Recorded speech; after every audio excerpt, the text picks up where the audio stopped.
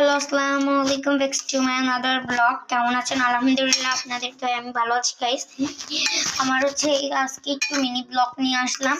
এই যে দেখেন, আমি এখানে সাধারণত শ্যাম্পু আমার কাছে একটা অর্ডার দিয়ে শ্যাম্পু বেশি ছিল, সেটা দিয়েছি।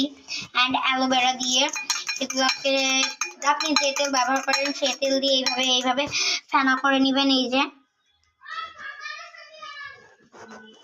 দেখেন কিভাবে আমি ফেনা করে নিয়েছি। এটা এবার আমি চুলে সাধারণত এইগুলো মেথিও ব্যবহার করতে পারেন। আমার কাছে এখন মেথি নাই, এর জন্য আমি মেথি ব্লেন্ডার করে আপনারা এটা ব্যবহার করতে পারেন। অ্যান্ড এখন এটা আমি চুলে দিব, দিয়ে কিভাবে চুলে দিব তা আপনাদের সাথে আমি শেয়ার করব। চলেন গাইস, এই যে আমার চুল এইভাবে আমি হালকা করে নিয়ে নিলাম। আজকে আমি একটু ছাদের উপর আছি।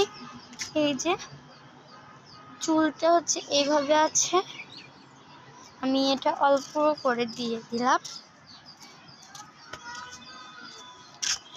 গাইস, আপনাদের সাথে আমি চুলটাকে নিয়ে আসবো। চলো, এখন আমার চুল কেমন আছে, মানে গোসল করার পর যে এইটা আসবে সেটা নিয়ে আপনাদের সাথে আমি ভিডিওটা শেয়ার করবো। গাইস, আমি এই যে চলে এসেছি। আমার এটা আসল আমি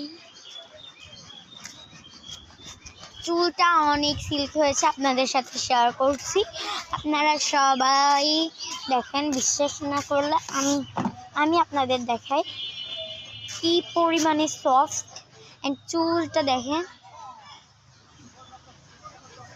এই যে দেখছেন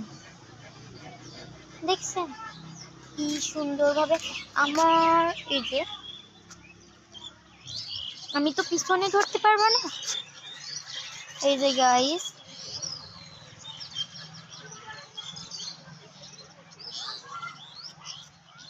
দেখেন আপনাদের।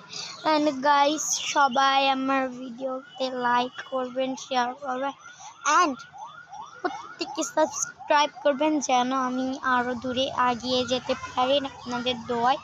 অ্যান্ড আমার মাত্র কয়টা সাবস্ক্রাইব গাইস জানেন না? আপনারা জানলে আপনারা অনেক খারাপ লাগবে আপনাদের। আমি ছোট একটা মানুষ, আমার খুব শখ একটা সুন্দর আল্লাহ হাফিজ সবাইকে, বাই বাই।